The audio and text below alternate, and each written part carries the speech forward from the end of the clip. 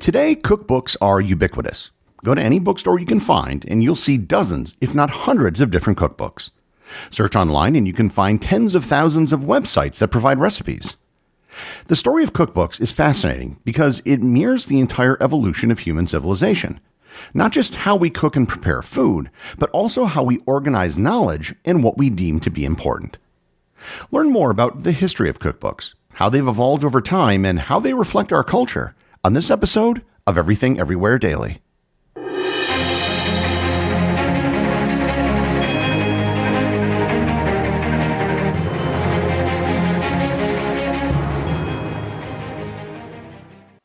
This episode is sponsored by Fiji Water. You've probably heard of Fiji Water and have seen it in stores. Well, Fiji Water really is from the islands of Fiji. Drop by drop, Fiji water is filtered through volcanic rock, 1,600 miles away from the nearest continent and all its pollution, protected and preserved naturally from external elements. In this process, it collects a unique profile of electrolytes and minerals, resulting in more than double the electrolytes as the other top two premium bottled water brands, giving Fiji water its smooth taste. Fiji water's electrolytes are 100% natural, and this water even has a perfectly balanced pH of 7.7. I've recently been trying to reduce my consumption of diet soda, and I found Fiji water to be a great alternative. Visit your local retailer to pick up some Fiji water today for your next backyard party, beach day, hike, or even your home office. Fiji water is Earth's finest water. This episode is sponsored by Quince. I recently purchased a new sweatshirt on Quince. It was a black, long-sleeve cashmere sweatshirt. And if that sounds fancy, it sort of is, but I only paid a fraction of what I would have paid if I purchased the same thing from a name brand designer. The Quince website literally showed me how much an equivalent sweatshirt of the same color and same material would have cost from other fashion designers, and my savings were between 78 to 94%. I've been telling you for months now about how Quince brings you quality items at a fraction of the price, and it's not just a marketing slogan. You can go to their website and see the savings for yourself. By working directly with top artisans and cutting out the middleman, Quince gives you luxury pieces without the markup, and they pass the savings on to you. Keep it classic and cool with long-lasting staples from Quince. Go to quince.com/daily for free shipping on your order and 365-day returns. That's QUINCE.com/daily to get free shipping and 365-day returns. Quince.com/daily.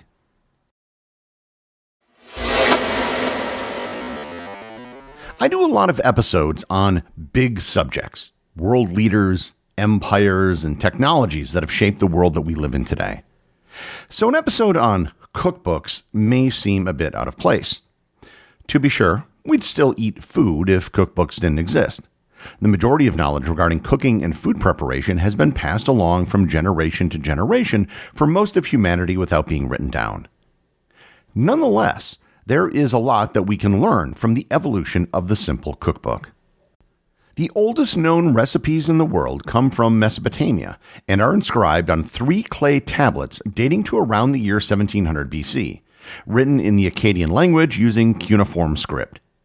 These tablets, likely originating from the ancient city of Babylon, contain about 35 recipes that represent the culinary practices of the elite at that time. The dishes include stews made with meat such as lamb, goat, and fowl, often combined with vegetables, garlic, onions, leeks, and a variety of herbs and spices, including cumin, coriander, and mint. Many recipes are for richly seasoned broths and soups, showcasing a complex and sophisticated cuisine far removed from mere subsistence, which we often associate with people from that period. However, the instructions are terse and lack precise measurements or cooking times, indicating that they were intended for trained palace cooks who already understood basic methods. The first thing that we might recognize as a cookbook was ubiquitous. Formerly known as De Re Coquina, or On the Subject of Cooking, ubiquitous is a Roman cookbook compiled in the late 4th or early 5th century, though it contains recipes that date back to the early 1st century. Traditionally attributed to Marcus Gavius Apicius, a wealthy Roman known for his extravagant feasting during the reign of Tiberius, the actual authorship remains uncertain, as the book was likely a compilation by multiple authors over time. Written in a mix of classical and vulgar Latin, the text includes over 400 recipes organized by category, such as meats, vegetables, sauces, and pastries, and it reflects the opulent tastes of Rome's upper class. What's striking is that it reads almost nothing like a modern cookbook. Instead of add 2 cups of flour, you'll find vague instructions like take some honey or season to taste. Why were the directions so sparse? Because cooking knowledge was still passed down orally from master to apprentice, and these early books served more as memory aids for people who already knew how to cook. It's not a practical manual for home cooks, but rather a record of elite culinary art in the Roman Empire with minimal instruction and assumed knowledge of professional cooking techniques. During the medieval era, cookbooks began to appear across different cultures, reflecting both elite culinary practices and the growing importance of written knowledge. In the Islamic world, cookbooks flourished from the 10th century onward, particularly in Baghdad, where texts like the Kitab el-Tabiq, or the Book of Dishes by El-Warraq, compiled hundreds of recipes influenced by Persian, Arab, and Mediterranean cuisines, which emphasized refined techniques and exotic ingredients found throughout the Islamic world. In India, cookbooks such as the Manasollasa, which was written in the 12th century in Sanskrit by the South Indian king Someshvarsa III, included detailed culinary instructions alongside of music, art, and governance, showing a royal interest in food. China saw an early tradition of culinary writing as well, especially during the Song dynasty, when gastronomic texts described cooking techniques, seasonal menus, and regional specialties. In Europe, 14th century cookbooks such as Le Vendier from France and The Form of Curry in England were compiled by or for aristocratic households. These cookbooks were often practical manuals for trained cooks in noble kitchens and emphasized presentation, the use of exotic spices, and large banquet dishes. Recipes lacked precise measurements or cooking times, as cooking still remained an oral and hands-on tradition. With the invention of the printing press in the 15th century, cookbooks became more widely distributed. The first cookbook to be printed on a printing press was De Honesta Voluptate et Valetudine, meaning On Honest Pleasure and Good Health, written by Bartolomeo Platina and first printed in 1475. It featured over 1,000 recipes and included descriptions of kitchen tools and staff hierarchy, offering a rare look into the professional culinary world of the papal court. This marked a turning point in cookbooks, in that it was now possible to have such books reach a much wider audience than ever before. And this accessibility also changed everything about how recipes were written. Authors now had to assume that their readers might be complete beginners, so instructions became more detailed and systematic. We start seeing the emergence of what we'd recognize as a modern recipe format: ingredient lists followed by step-by-step instructions. One of the biggest turning points in the evolution of cookbooks was the publication of Hannah Glass's The Art of Cookery Made Plain and Easy in 1747. The Art of Cookery Made Plain and Easy is one of the most influential cookbooks in the history of the English language. Aimed at the everyday English housewife rather than the professional chef, it broke with earlier traditions of elitist or overly ornate culinary writing by offering simple, practical instructions in plain language. Glass emphasized thrift, efficiency, and accessible ingredients, making the book enormously popular amongst the growing middle class in 18th century Britain. It also played a key role in standardizing British cooking and introducing slightly more structured recipe formats. Notably, it included some of the earliest English language recipes for dishes such as curry and macaroni, reflecting early colonial influences in Britain. Its enduring popularity, evident in its numerous editions, helped shape domestic cooking for generations and marked a shift towards democratizing culinary knowledge.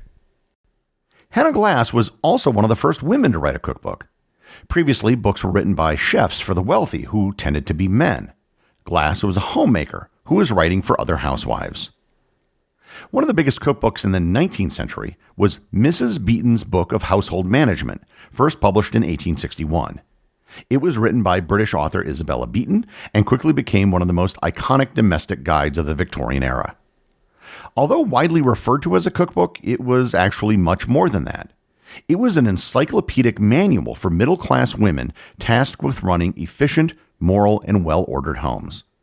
The book includes over 1,000 recipes, but also covered childcare, budgeting, nursing, etiquette, cleaning, and even hiring and managing servants. Isabella Beeton, who was only in her early 20s when she compiled the book, drew heavily from existing sources and contributors, yet she organized the material with unprecedented clarity.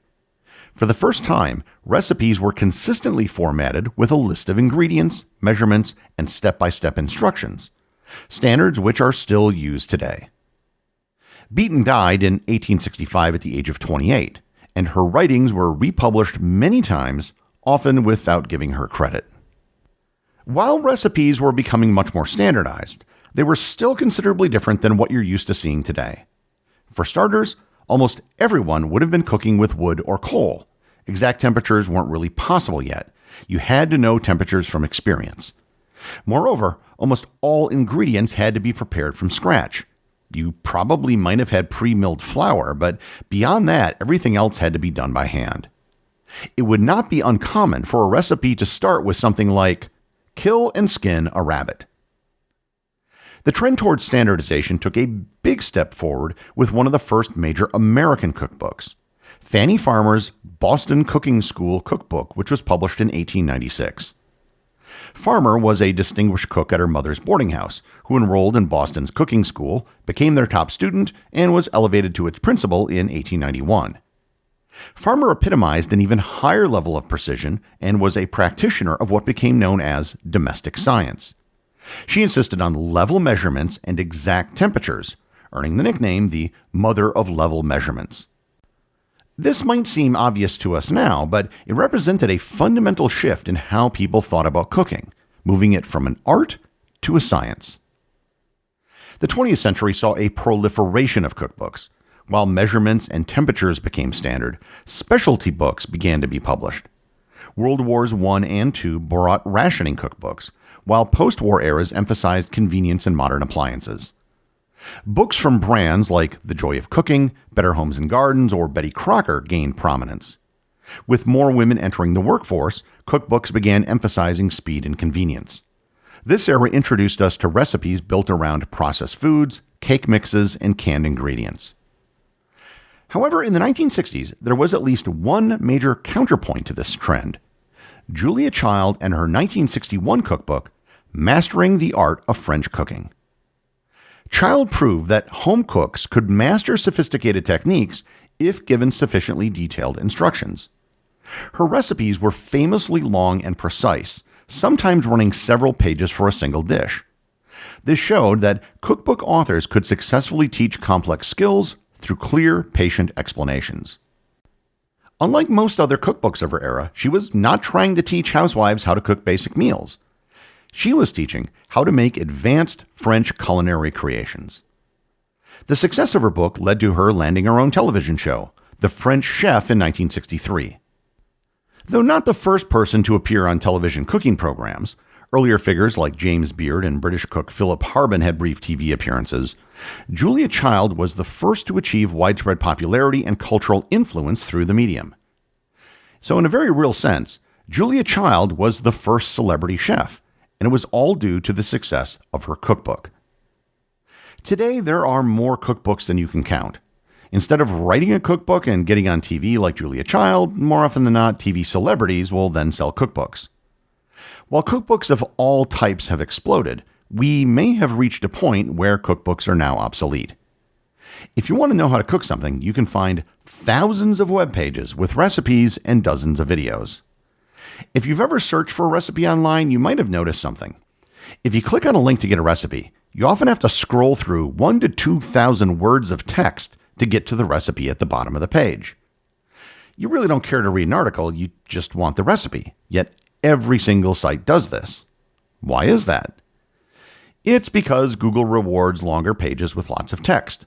The reason why you were able to click on that link was because it ranked high, and that was due in part to the fact that it was full of text, even though no one really wanted to read it. However, even food blogs and websites might already be obsolete as well, and that's because artificial intelligence engines can do particularly good jobs at creating customized recipes for whatever you want, for whatever ingredients you might have. You can literally give most large language models, such as ChatGPT, a list of ingredients you might have around the house and a cooking method, and it will come up with a recipe uniquely for you. There will certainly be more cookbooks made and people will collect them. But in a world with instant personalized recipes at everyone's fingertips, they're never going to be quite the same. Cookbooks have changed along with humanity. Starting with clay cuneiform tablets, to handwritten tomes, to the printing press, to digital publishing, to artificial intelligence. However, the changes aren't just with publishing technology. As foods, cooking tools, and culture have changed, these guides to cooking and preparing foods have changed along with them. The executive producer of Everything Everywhere Daily is Charles Daniel. The associate producers are Austin Oetken and Cameron Kieffer.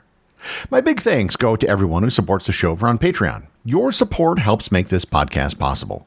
And I also want to remind everyone about the community groups on Facebook and Discord. That's where everything happens that's outside the podcast. And links to those are available in the show notes. As always, if you leave a review on any major podcast app or in the above community groups, you too can have it read on the show.